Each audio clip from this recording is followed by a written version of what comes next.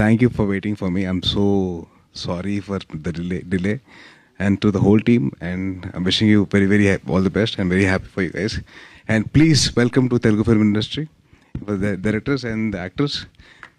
And கொஞ்சம் தமிழில் பேசுகிறேன் பரவாயில்ல. ஓகே சார், நான் வந்து உங்களோட சாங் செரி செரி செரி இருக்குல்ல, ஸோ அந்த song I heard it annoyingly.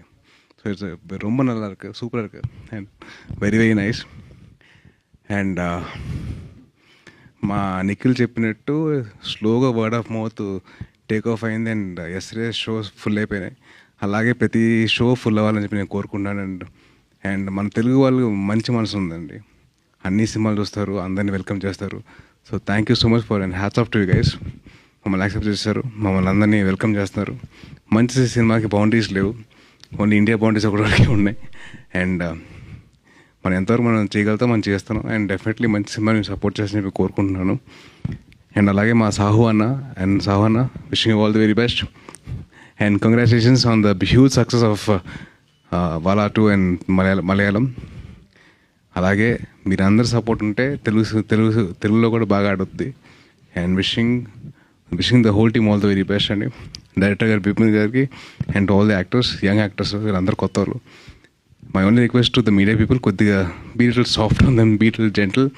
మనం రివ్యూస్ ఇచ్చినప్పుడు కొంచెం చూసుకొని చేయండి. అండ్